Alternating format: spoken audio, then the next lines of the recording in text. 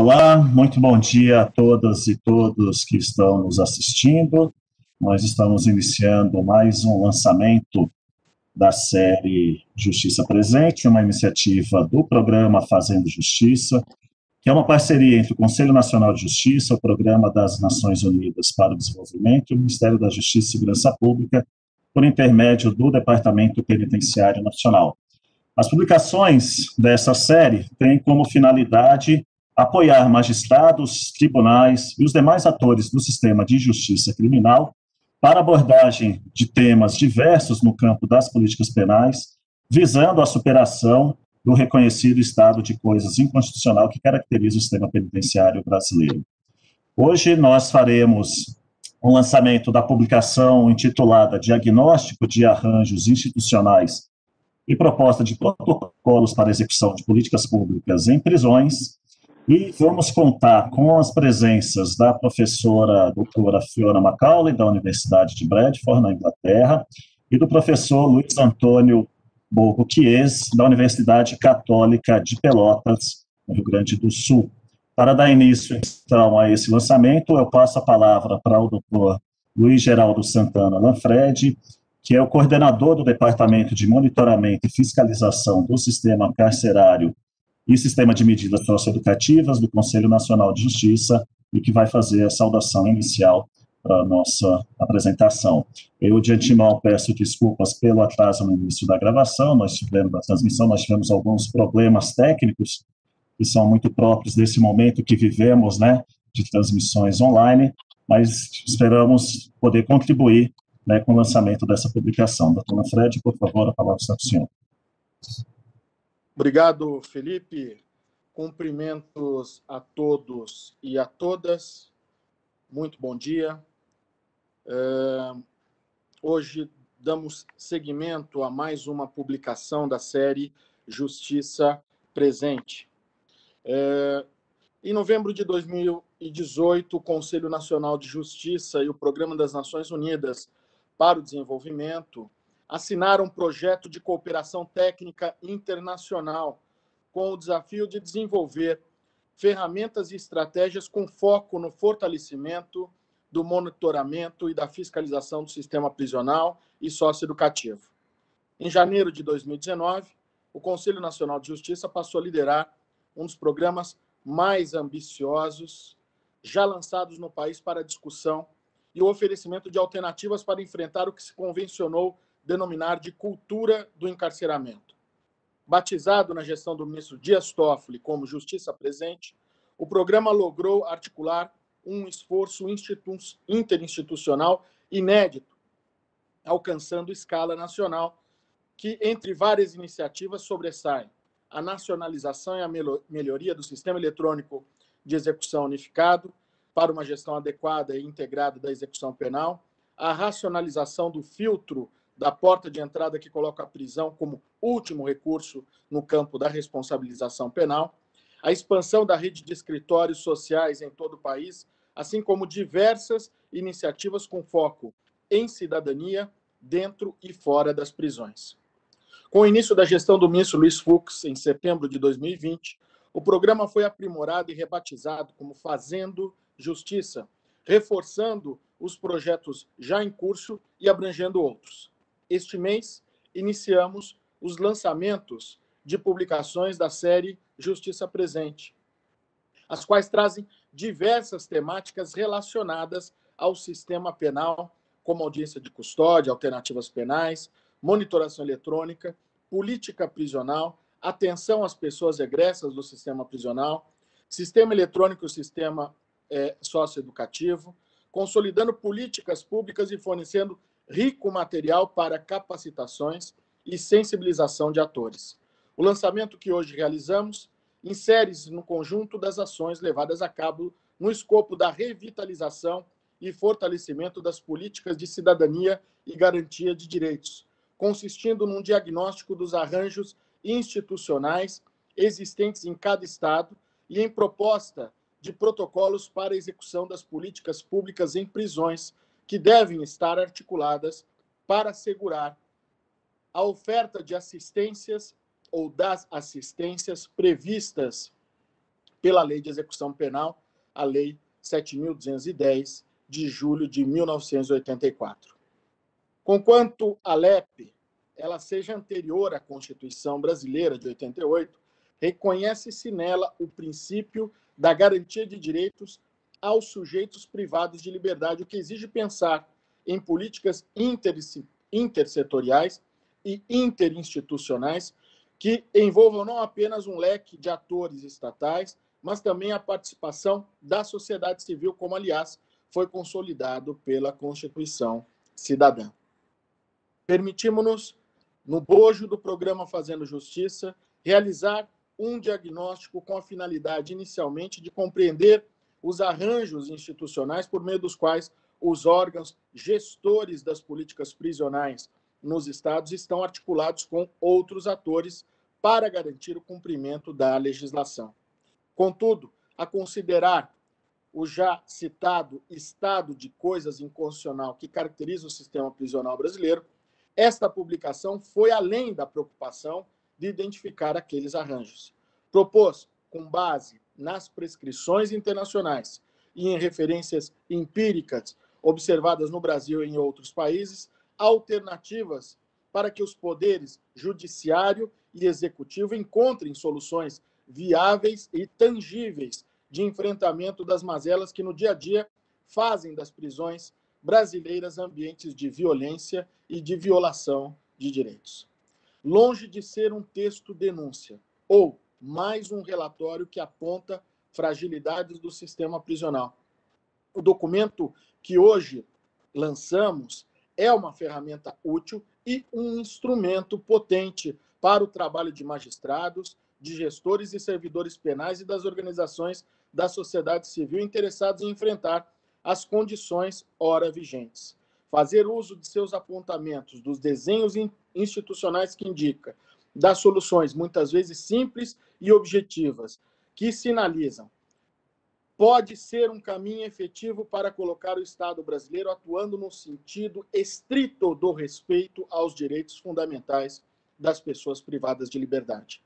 Por essa razão, consideramos relevante que o lançamento de hoje fosse promovido a partir do debate de dois intelectuais fundamentais para o campo das políticas penais. E refiro-me aqui à professora, doutora Fiona Macaulay, personalidade de renome internacional, não apenas pelos estudos que realiza, inclusive no Brasil, sobre aspectos da administração de prisões, mas também por sua extensa produção no campo da promoção da paz. E o professor, doutor Luiz Antônio Bogo Chies, por sua vez, que desponta no cenário brasileiro e latino-americano como referência em estudos sobre a gestão prisional e suas dinâmicas internas, que incluem as representações dos servidores penais, as disputas e regimes de verdade que caracterizam a punição, dentre outros temas.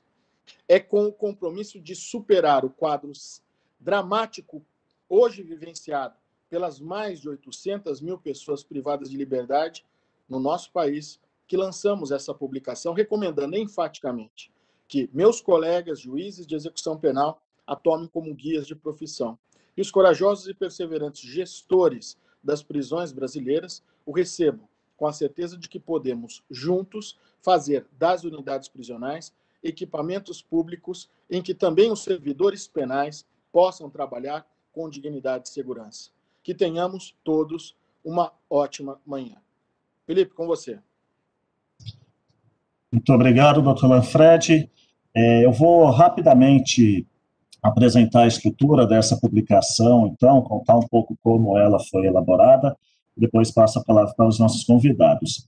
O diagnóstico de arranjos institucionais e proposta de protocolos para a execução de políticas públicas em prisões, né, publicação que ora lançamos, ele começa a ser concebido ainda em 2016, no âmbito de um grupo de trabalho instituído pelo Departamento Penitenciário Nacional, junto com o Programa das Nações Unidas para o Desenvolvimento, em consultoria que foi realizada para a elaboração de uma proposta de modelo de gestão da política prisional. Naquele GT, então, se discutiu a necessidade de reconhecer e identificar os diversos arranjos normativos e institucionais existentes para a execução das políticas públicas em prisões e deu-se início a uma série de discussões que levaram, né, à publicação do modelo de gestão da política prisional, publicação essa que será lançada também no âmbito do programa Fazendo Justiça na próxima semana. Aquele movimento, né, aquele diálogo iniciado, então, naquele período, foi retomado no ano de 2019, já no escopo do programa Fazendo Justiça, quando o instrumento inicialmente previsto foi ressignificado, retomado e reelaborado para que pudesse ser aplicado nas 27 unidades federativas. O programa Fazendo Justiça, hoje, o programa Justiça Presente, né, hoje Fazendo Justiça, conta em sua estrutura com coordenações estaduais e foi por intermédio, então, dessas coordenações que se tornou possível a aplicação de um questionário eletrônico que foi discutido com os órgãos gestores da administração penitenciária e com os tribunais de justiça para que nós pudéssemos, então, identificar esses arranjos institucionais. O questionário foi aplicado em 26 estados, excetuando-se o estado de São Paulo, que, à época, não possuía ainda a coordenação estadual do Conselho Nacional de Justiça.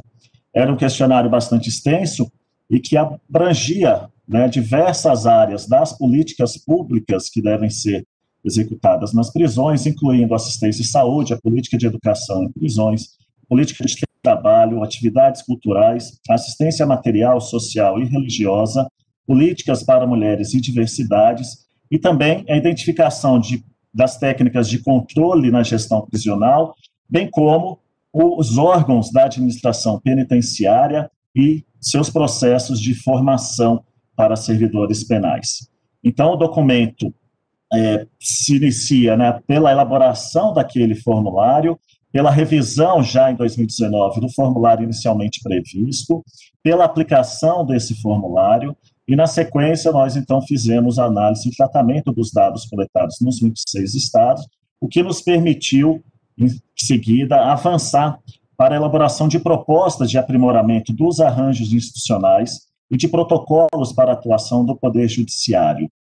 A publicação, então, ela se caracteriza como um guia de orientação para o Poder Judiciário, né, no que diz respeito à sua incidência no campo da gestão prisional, e um guia de orientação para os gestores públicos da administração penitenciária, no que diz respeito também ao aprimoramento desses arranjos institucionais e na busca de alternativas para que, de fato, a gente consiga transformar as unidades prisionais em equipamentos públicos atravessados pela execução das políticas públicas previstas na Lei de Execução Penal.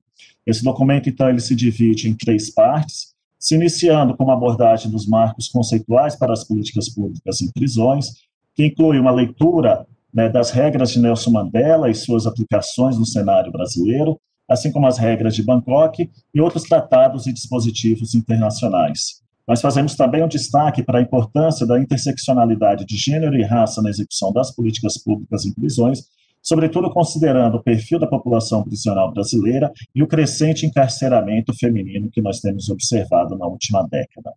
Numa segunda parte, é apresentada, então, a análise dos dados obtidos, dividindo-se em 2 seções. Uma que diz respeito à administração penitenciária, e aí a gente vai identificar a diversidade que caracteriza os órgãos gestores da gestão da administração penitenciária no Brasil. Vamos fazer uma análise dos processos de formação e aprendizagem da administração penitenciária, sobretudo com um olhar direcionado para as escolas de serviços penais, e também uma análise sobre os órgãos de controle, principalmente ouvidorias e corregedorias do sistema penitenciário. Numa segunda sessão, se identifica, então, os atores e arranjos institucionais para a garantia de direitos, olhando para os procedimentos de ingresso das pessoas privadas de liberdade nos estabelecimentos prisionais e para as políticas de saúde, educação, trabalho, cultura, assistência material, social e religiosa, mulheres e diversidades, além de um olhar também para aquelas técnicas de controle, como eu já mencionei anteriormente.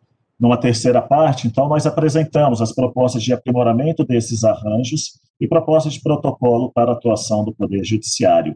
Também se voltando para os órgãos gestores da administração prisional, para os processos de formação, as ouvidorias e corregedorias, e para aquele conjunto de políticas anteriormente mencionadas. Os principais achados dessa publicação apontam para avanços em termos normativos em diversas políticas, como a de saúde, educação, sobretudo, mas também para fragilidades em transformar o texto normativo em práticas efetivas da gestão prisional. Então, os protocolos apresentados para o Poder Judiciário e as recomendações para o Poder Executivo têm como finalidade apontar sugestões e melhorias que podem ser adotadas a partir de decisões, muitas vezes simples, no que diz respeito à gestão do cotidiano nos estabelecimentos prisionais, mas também soluções complexas que exigem, de fato, o engajamento dos diversos poderes e, sobretudo, da sociedade civil, no que diz respeito à cobrança e também à fiscalização, o monitoramento, mas, sobretudo, à construção de alternativas para que a gente possa, de fato, garantir o cumprimento da legislação e a efetividade dos direitos das pessoas privadas de liberdade. Essa é a estrutura, então, apresentada no documento esse que está disponível na página do Conselho Nacional de Justiça, na aba que contém todas as publicações, então, dessa série Justiça Presente, que hoje faz parte do programa Fazendo Justiça. Feita essa rápida apresentação da estrutura do documento que ora apresentamos ao público, eu queria convidar para fazer uso da palavra a professora Fiona Macaulay, que é professora no Departamento de Estudos pela Paz da Universidade de Bradford, na Inglaterra. A professora doutora Fiona é graduada em Línguas Modernas pela Universidade de Oxford, onde também fez o seu mestrado e o doutorado em pesquisa sobre gênero, representação feminina, partidos políticos, movimentos de mulheres e políticas públicas no Brasil e no Chile.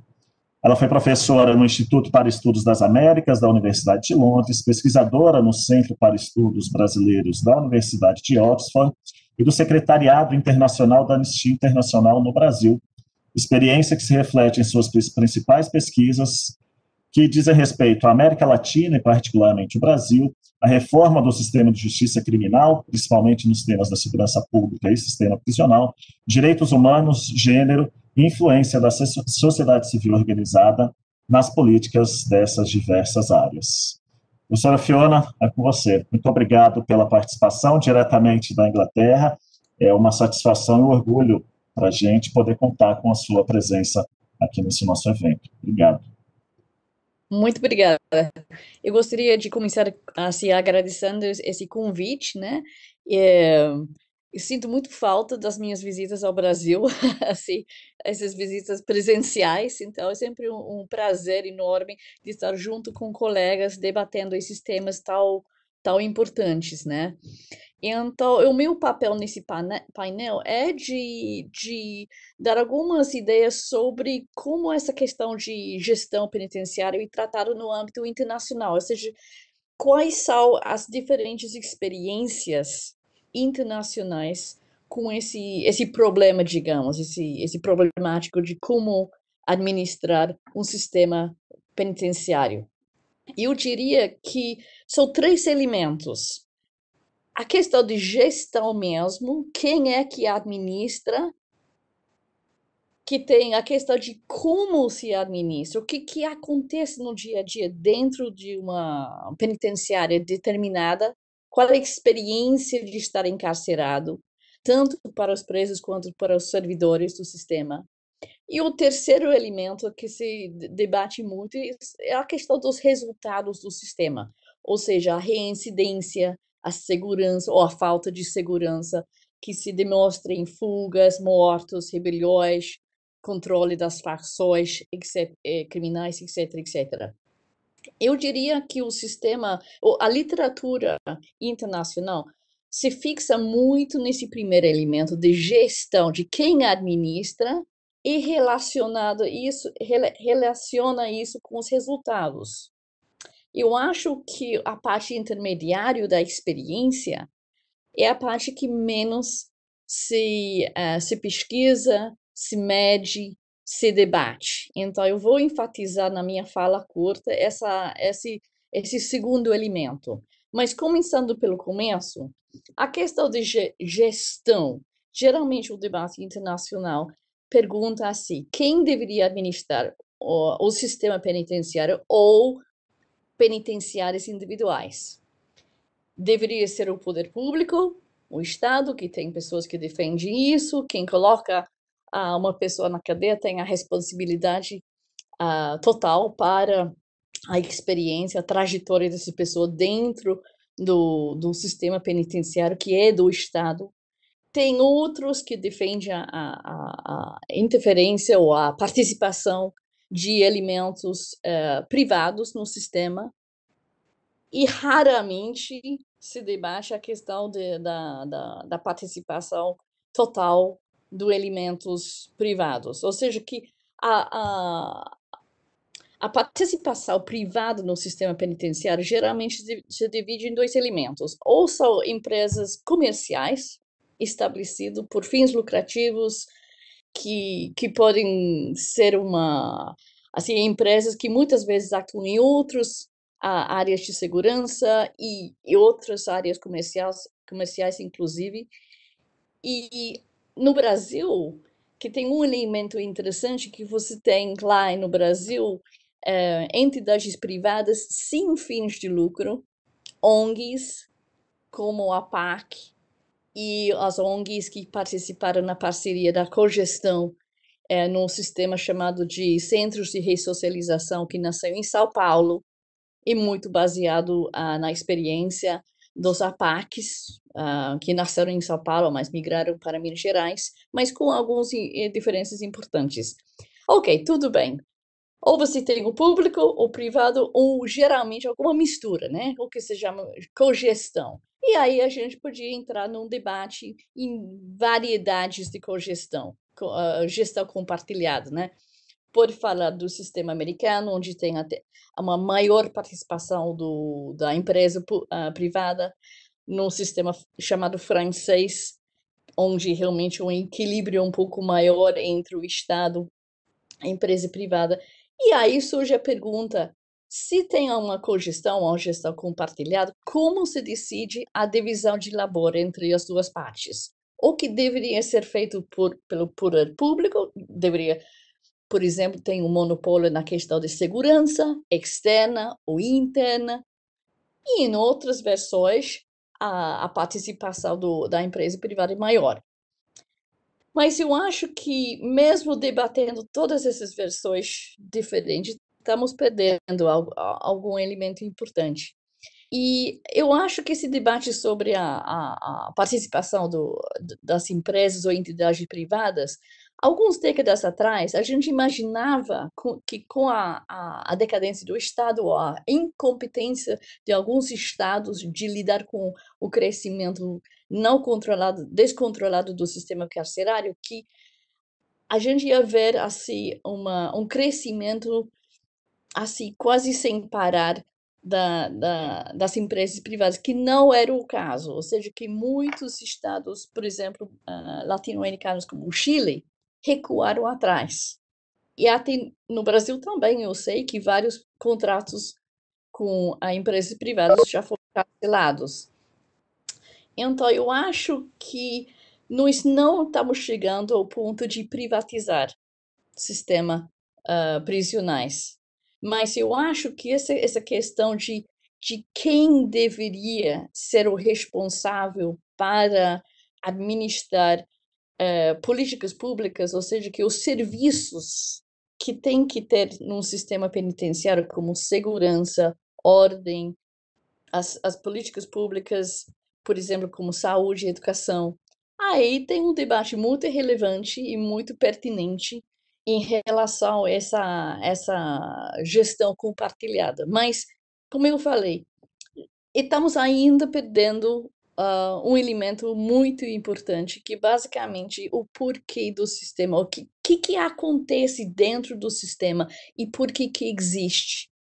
Eu acho que na busca de modelos externos, ou nós temos dois modelos, em grosso modo, que existem, que é o do Supermax, que é a segurança máxima, ou máxima, que é um modelo que surgiu nos Estados Unidos, que é muito copiado e que promete assim, ordem e segurança numa unidade penitenciária. Da Europa, do meu país, principalmente do Reino Unido, vem a ideia de segurança dinâmica, que é mais assim voltada para questões a questão da atuação dos servidores, do funcionamento total da instituição, e não tão assim focado na questão de elementos tecnológicos, câmeras de segurança, de vigilância eletrônica, etc.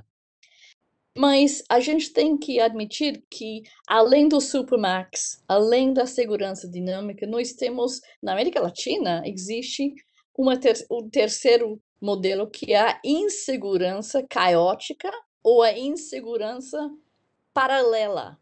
E em muitos países da região, o Chile, Venezuela, América Central, El Salvador, a presença ou de elementos organizados e anticriminais e violentos dentro da população carcerária, ou a presença de grupos organizados que administram propriamente assim a penitenciária, que é o caso da Bolívia, por exemplo. Aí você tem um modelo de administração de gestão paralela. Eu não vou entrar nessa questão, mas quando a gente olhar para a região, para o Brasil e para outros países fora do Brasil, o que nós enxergamos não é um sistema penitenciário em cada país. Geralmente são sistemas paralelos, experiências paralelas, e o que eu sei que o Felipe chama esse sistema de arquipélago, ou seja, que são experiências desconectadas porque o Estado não tem uma visão total de como deveria ser a experiência, a trajetória de um preso que entra no sistema e eventualmente sai. Bom, nos minutos que me restam, eu gostaria de falar do segundo elemento que eu mencionei, que acontece dentro de uma unidade penitenciária? Qual é a experiência de um preso ou da coletividade dos presos? E na literatura internacional, tem várias tentativas de nomear e até medir essa experiência. Então, se chama experiência, se fala de um clima penitenciário, clima prisional, o ambiente, a questão ou se usa a linguagem de qualidade de vida. O ANTI, que tem um grupo muito interessante na Universidade de Cambridge, chefiado por Alison Liebling, a professora Alison Liebling, que fala do desempenho moral e social de uma penitenciária. E essa palavra moral pode ser um pouco estranha, né? É uma linguagem que não se usa muito em relação às penitenciárias. Se fala de moralidade na questão da lei, da aplicação da lei, mas raras vezes se fala do desempenho moral de um sistema prisional.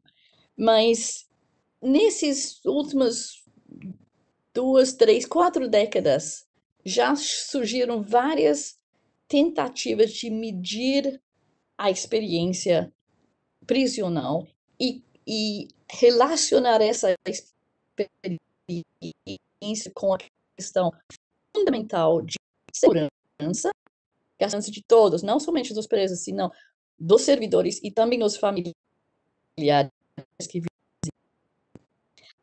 relacionar isso com a questão de ordem, ou seja, que a capacidade, o interesse do Estado de manter ordem, ter um monopólio da ordem dentro de uma penitenciária, e relacionar isso com os resultados eventuais do sistema, como eu mencionei no começo, que é a questão de reincidência, etc. O impacto na sociedade geral.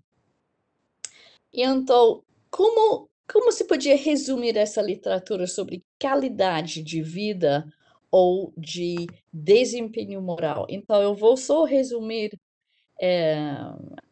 as os findings, os resultados das amplas pesquisas feitas lá em Cambridge, e se resume a isso, né? Que são 3 elementos muito importantes. A segurança, já mencionei.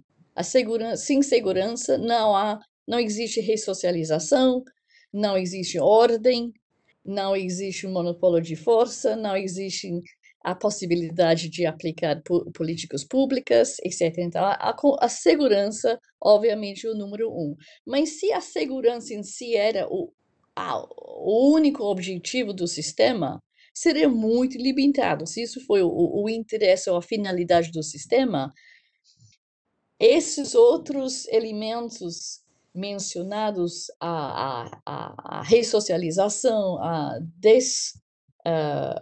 penalização, a capacidade das pessoas se integrar de novo na sociedade, não ia existir. Então, segurança.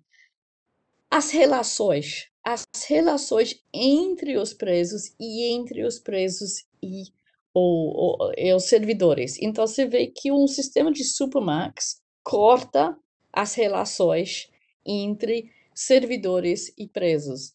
É muito difícil ter uma boa ressocialização sem criar relações, porque como toda a literatura que está saindo nesse momento sobre cogestão informal nos sistemas penitenciários da América Latina, mostra que sem a participação dos presos na própria gestão, no dia a dia da penitenciária, não anda, não funciona. Ou seja, então a questão de relações, que está muito relacionada com outras questões de respeito e de fairness. Então, fairness é uma palavra bem inglesa, né? Que tem muitas traduções possíveis. Justiça, equidade, falta de arbitrariedade, imparcialidade. E então, no dia a dia, os presos percebem rapidamente se tem alguma falta de fairness. Então, isso eu acho que um valor moral, ético, que fica no centro de todo esse olhar nessa área de qualidade de vida ou de desempenho moral. E o elemento final é confiança, que a gente podia também colocar como legitimidade, ou seja, que se o servidor tem confiança na imparcialidade, no compromisso com a justiça do próprio sistema, o sistema funciona. Quando não há a confiança no sistema, quando o sistema perde legitimidade, aí leva ao que um dos autores chama de instabilidade do sistema. E aí os resultados são óbvios: motins, rebeliões, a entrada de facções organizadas, etc, etc. Então, só vou pedir ao Felipe, eu tenho mais alguns 5 minutos, tá certo? Pode dar sequência, Fiona. Ok, perfeito. Não quero extrapolar meu tempo. Bom, então, eu acho que essa questão da experiência e processo de como as pessoas vivem dentro do sistema não somente se baseia nesses princípios que eu relaciono, que na verdade são frutos de muitas pesquisas empíricas. Então, as tentativas de medir o que importa para o preso e para o servidor, para chegar a uma experiência prisional que seja razoável, que leva o preso a ressocializar, que não coloca em risco a vida do servidor, é fundamental. E tem muitos elementos além dos princípios para medir e operacionalizar esses princípios. Esse é o ponto mais importante, né? Que se a gente for só falar de princípios abstratos gerais, tudo bem, que seria uma utopia, né? Mas não é uma utopia, porque com essas pesquisas empíricas mostraram como chegar aos resultados desejados, que afinal seria segurança, ressocialização, integração, etc. Então, como chega lá? Além desses elementos de medição. Alguns anos atrás, uma organização internacional, Penal Reform International, que é muito conhecido nessa área, e eu consegui assim convencer uma equipe de fazer um trabalho, era um projeto piloto, na verdade, que aconteceu aqui lá no Brasil. Eu gostaria de dizer, de confirmar que transformou alguma coisa, mas com muitos projetos que não têm continuidade. Infelizmente, os resultados não eram os desejados, por razões que eu podia até responder na parte da perguntas, né? Mas eu acho que a abordagem do Penal Reform International é muito interessante. Eles gostam muito da literação, então a abordagem consiste em 5 elementos: os princípios, valores, que eu mencionei, que é a questão de humanização. Esses princípios já estão nos protocolos internacionais, como você mencionou, as regras de Tóquio, etc., Mandela. Planejamento, profissionalismo, ou seja, que entender a complexidade da tarefa dos profissionais, dos servidores que trabalham dentro do sistema, e uma ênfase na capacitação e valorização desses profissionais. Performance, que eu traduzi como desempenho, o desempenho do sistema, e não somente só na questão de segurança, e, obviamente, as políticas públicas. E colocando esses 5 elementos juntos, dá um caminho para operacionalizar esses princípios morais que eu mencionei. Se você não tem, se segue com esse olhar, você tem o risco de não entender muito bem qual é a finalidade do seu sistema prisional. Ou seja, que se você só começa com a questão da gestão, e alguns que defendem, por exemplo, a participação de empresas privadas, se você só fica com esse olhar de quem deveria administrar, talvez você vai cair no erro de pensar que o primeiro custo-benefício, eficiência. E nessa linguagem você perde completamente a questão do desempenho moral do sistema, da experiência das pessoas que vivem e trabalham dentro do sistema e que eventualmente saem do sistema, os familiares que visitam o sistema. Então, eu acho que a literatura internacional nos dá algumas pistas para entender como vincular a questão da gestão, o quem e porquê, com a questão do processo, as etapas de operacionalizar essas etapas com as finalidades desejadas do sistema. Eu vou se fechar só repetindo e apontando alguns elementos que eu acho importante, que, como eu já falei, que os sistemas prisionais geralmente não são sistemas. E, principalmente no país federal, como o Brasil, é muito difícil criar um sistema, né? Você tem muitos sistemas e subsistemas. E isso é um desafio muito grande. E em relação à questão da experiência dos presos, eu diria que alguns elementos são bem comuns no âmbito internacional. A questão da saúde mental, principalmente para mulheres, mas no nosso sistema britânico, a saúde mental é o problema número 1. Então, qual é a política pública para lidar com o fato de que muitos dos nossos encarcerados sofrem de transtornos mentais?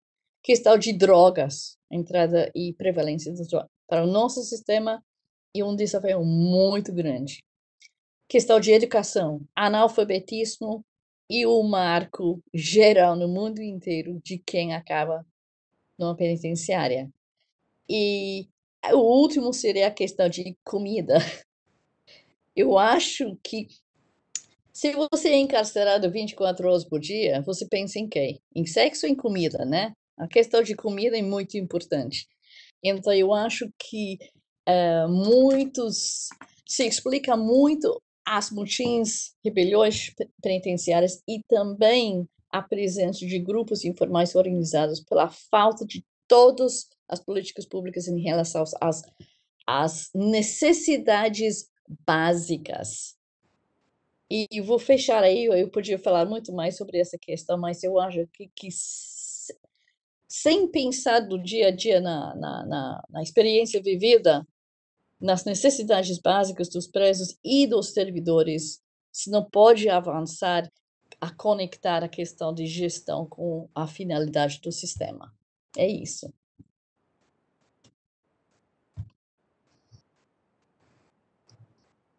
Olha, Fiona, muitíssimo obrigado mesmo pela sua fala, né? Eu acho que não só por trazer, né, esse repertório de um panorama internacional, né, e como a gente observa similaridades, mas também distinções, né, nessas experiências internacionais, acho que só isso já é uma contribuição fundamental, mas sobretudo por apontar, né, exatamente esse nível da problemática, né, de uma política prisional que pouco tem sido olhado de fato, né, que é esse nível da experiência, né.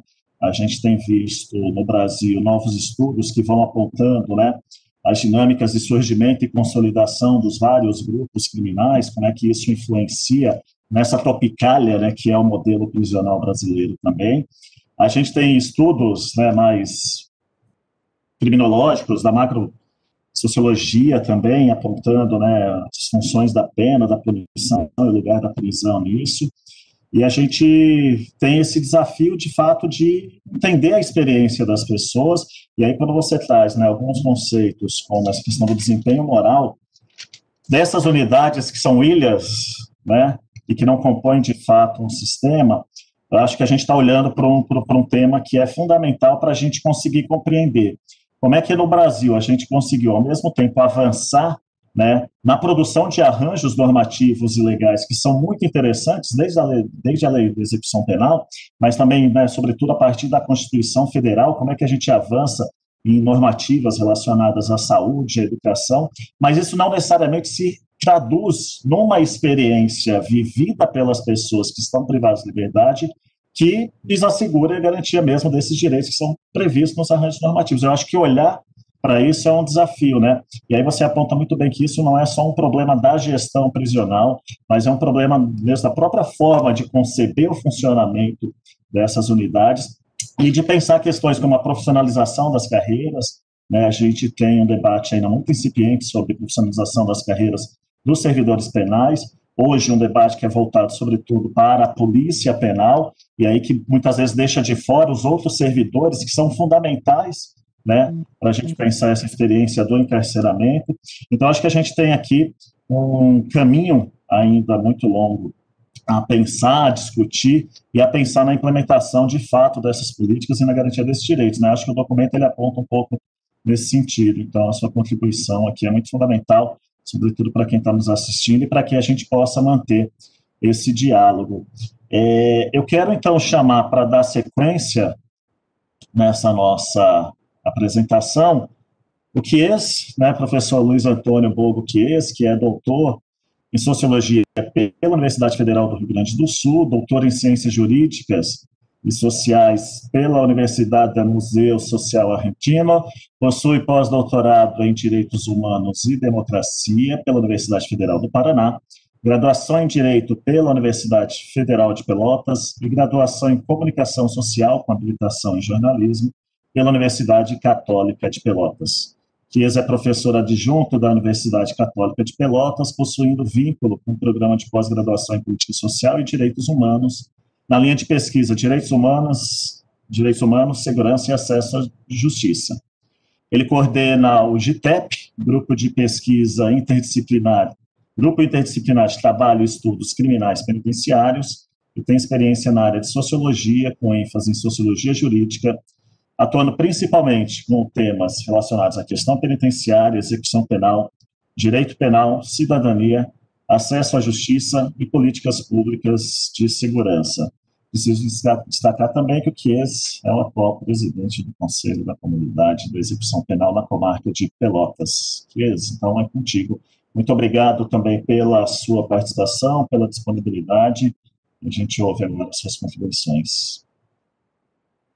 Então, bom dia a todas e todos que nos acompanham nesse momento de lançamento oficial do relatório de políticas públicas em prisões e protocolos de atuação do Poder Judiciário.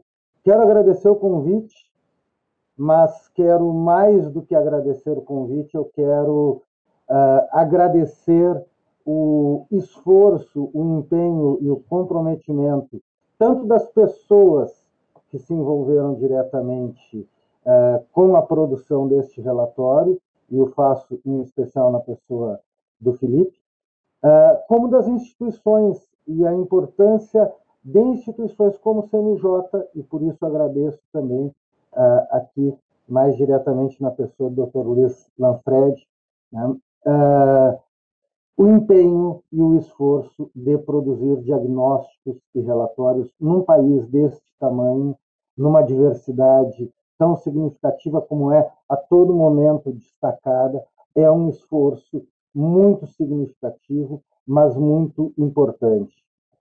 Termos também, né, neste relatório, como já foi destacado, tanto pela apresentação do Felipe, como também pela fala do Dr. Lanfred,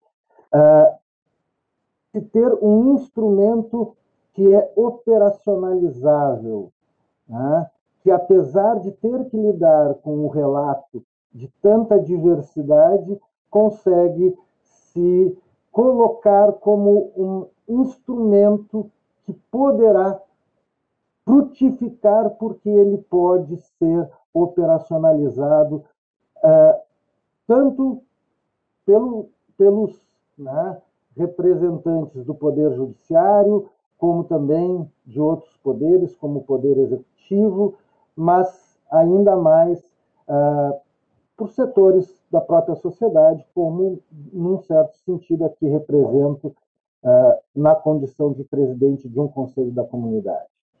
Eu gostaria de destacar alguns aspectos do relatório, que não são aspectos talvez totalmente desconhecidos, mas que são importantes de serem pensados.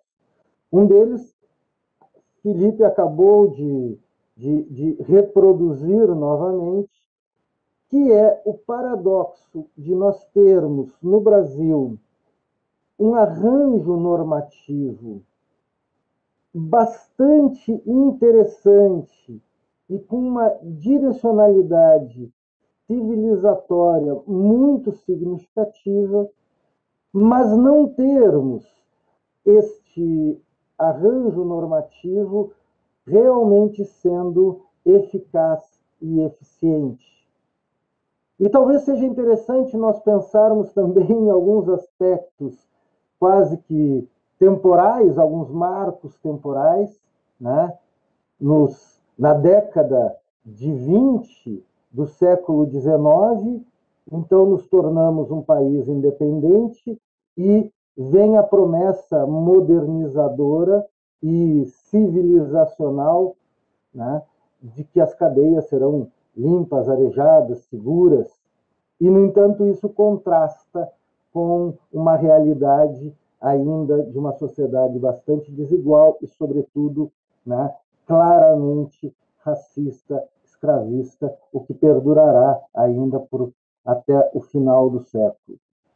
Temos 100 anos depois, né, um outro marco interessante com os relatórios sobre os sistemas penitenciários, e gosto muito de chamar a atenção de como foi pertinente quando lemos Brito, né, percorre o país e gera os relatórios sobre os sistemas penitenciários, onde ele vai destacar coisas que estamos agora novamente identificando: a diversidade e a falta, talvez, de uma clareza, né, quanto às carreiras, né, a importância de se trabalhar com a formação né, do pessoal, dos servidores que atuarão, né, no sistema prisional. E estamos chegando a 100 anos depois e temos agora este outro relatório, identificando em muito as permanências. E talvez, né, me arriscaria a dizer que temos uma novidade importante neste momento, que é o remeter ao Poder Judiciário a compreensão do seu papel e do seu protagonismo impulsionador e também fiscalizador, produzindo um monitoramento da efetividade desse arranjo normativo. É muito relevante nós pensarmos e não usarmos tão somente como um slogan a ser enfrentado o nosso estado de coisa inconstitucional, né, declarado pelo Supremo Tribunal Federal, mas talvez, né, fazer o exercício da leitura da decisão para que possamos identificar o quanto é o judiciário um poder que está menos, talvez, amarrado pela pressão, ainda que também sobre ele se exerça, uma pressão da opinião pública e de uma doxa que chega ao seu limite, como o bandido bom é o bandido morto. E o quanto é, então, o judiciário que pode, né, até pelas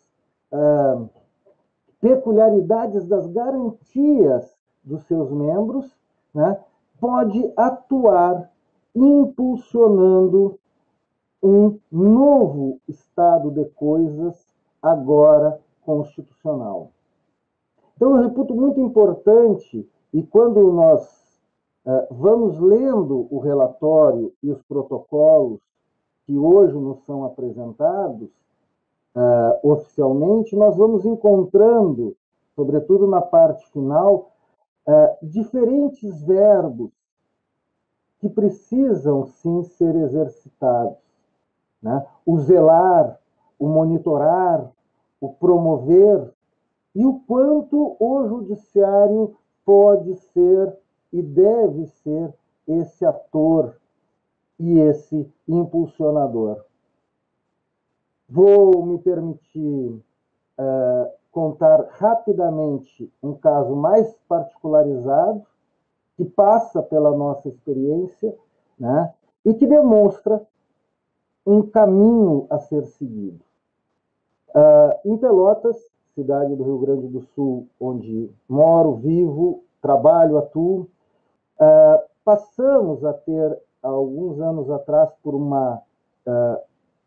um impulsionamento do Poder Municipal, Executivo Municipal, um Pacto Pelotas pela Paz.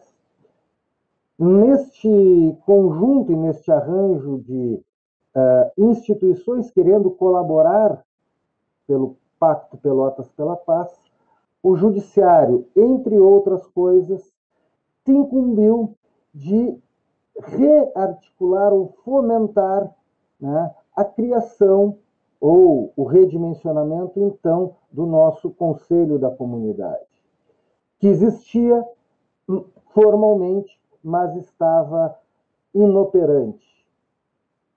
E a partir de então, né, já temos 3 anos, quase 4 anos, de uma nova mobilização e de uma atuação muito importante, movimentando a sociedade civil também para o seu envolvimento.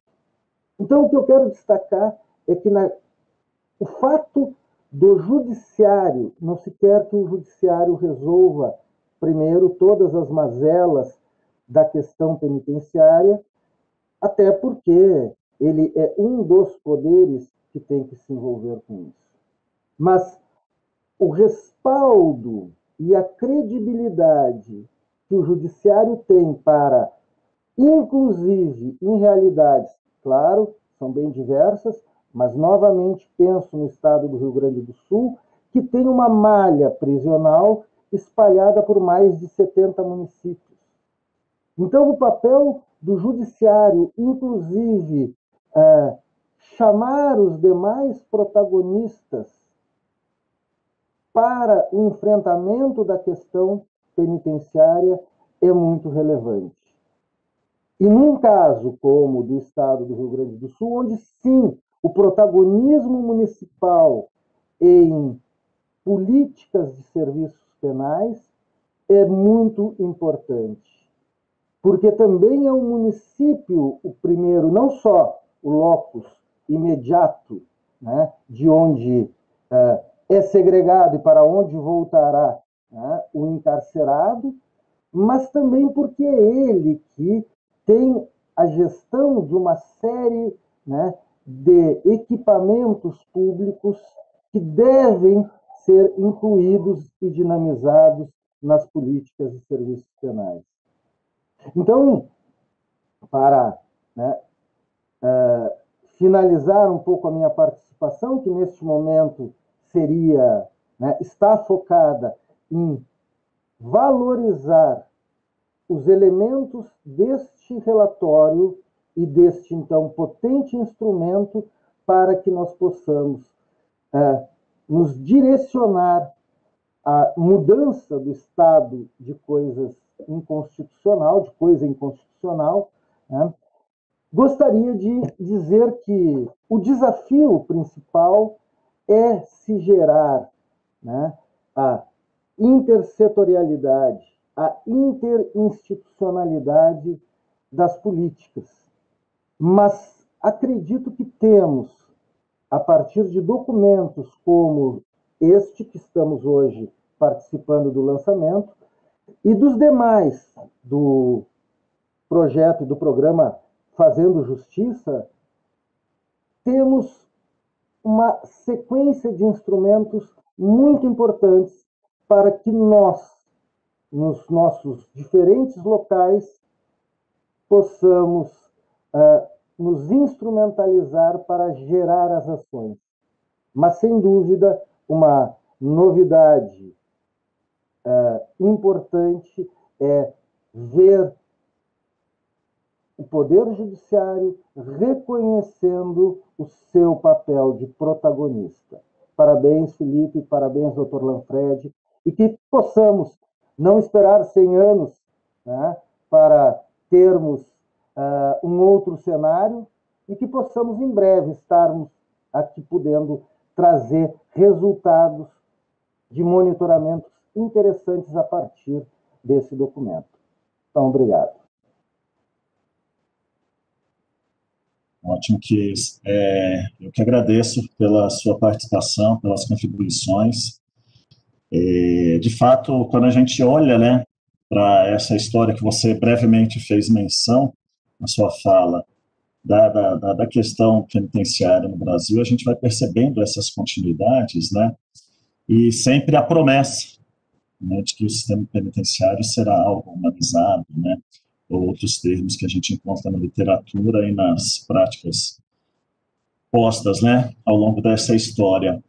E o que a gente observa ao longo da história é que o sistema penitenciário sempre foi piorando, né, à medida que cresceu desordenadamente, se expandiu por todos os territórios nos diversos estados, sem um incremento de corpo técnico qualificado e sem que, de fato, a gente avançasse no sentido dessa intersetorialidade que você chamou a atenção. Acho que o documento ele tem um pouco essa finalidade, e isso que você destaca, né, do protagonismo assumido pelo Poder Judiciário na proposição desses protocolos, entendendo que cabe ao Poder Judiciário não apenas a atribuição da pena, da responsabilização penal e o controle da execução penal, mas também cabe ao Judiciário monitorar e garantir que aquilo que está previsto no texto constitucional, na lei de execução penal, de fato se transforme em algo operacionalizado, né, na gestão do cotidiano desses estabelecimentos prisionais. Então, a publicação, ela traz, né, essa preocupação, como você chama a atenção, te agradeço, né, por esse destaque, e queria também mencionar que essa publicação foi feita, né, foi escrita a muitas mãos. Eu tive a oportunidade de coordenar esse trabalho, mas é um trabalho que não se esgota na minha participação, um trabalho que foi feito, de fato, com muita colaboração. Eu queria destacar, então, a participação da Poliana Alves, né, coordenadora adjunta nesse eixo de cidadania no programa Fazendo Justiça, a Sandra Andrade e a Juliana Murad, que são assistentes técnicas do eixo 3, a participação da Melina Miranda, que é assessora do DMF e acompanha mais de perto também as iniciativas do eixo 3, e as nossas coordenadoras estaduais, respectivamente, de Santa Catarina, Cristiane Russomano Freire, e do Paraná, a Flávia Saldanha Kretz. Esse documento, então, é fruto de todo esse trabalho, de um trabalho, como eu disse, que se iniciou ainda em 2015, 2016, e aí teve a participação de muita gente na organização do questionário que deu origem à coleta de dados, e depois a participação das pessoas que aqui mencionei na análise desses dados e na apresentação dos protocolos, aí sob a supervisão, então, do Dr. Manfred e da Valdirene Offenbach. Nós vamos encerrando por hoje essa apresentação, lembrando que a gravação fica disponível no canal do YouTube do Conselho Nacional de Justiça, lembrando que a publicação está disponível em sua versão online na página do Conselho Nacional de Justiça, na aba onde aparecem todas as publicações do programa Fazendo Justiça, né, dessa série Justiça Presente, e lembrando também que hoje, às 14 horas, teremos um outro lançamento, dessa vez um documento intitulado Síntese de Evidências sobre Estigmas de Egressos e Familiares, uma publicação que foi feita pelo Instituto Veredas, em colaboração com o Conselho Nacional de Justiça, e que parte, né, de uma pesquisa realizada sobre essa síntese de evidências, né, no que diz respeito aos estigmas que afetam as pessoas egressas do sistema prisional e seus familiares. Eu quero agradecer a todas e todos que nos acompanharam nessa manhã, pedir desculpas mais uma vez pelo atraso no início da transmissão, coisas que acontecem no mundo virtual, mas dizer que esse é um momento a mais, né, desse compromisso assumido pelo programa Fazendo Justiça de enfrentar as condições de violência institucional e as mazelas que afetam o sistema prisional brasileiro. Quero uma vez mais agradecer a presença e a participação da Fiona e do Chies, que são parceiros fundamentais nesse diálogo que a gente estabelece para, de fato, encontrar alternativas de superação desse estado de coisas inconstitucional. Como chamou a atenção Chies, não basta a gente enunciar esse estado de coisas inconstitucional, é preciso, de fato, atuar e encontrar alternativas de incidência, né, prática para a superação desse quadro. Então, esse é o compromisso que nós temos, né, que guia o programa Fazendo Justiça em todas as suas publicações, em todas as suas incidências. Então, vocês podem acompanhar esses lançamentos no canal do YouTube do CNJ e as publicações que estão disponíveis, então, no nosso site. Muito obrigado mais uma vez a todas e todos. Nós ficamos por aqui nessa manhã. Muito bom dia.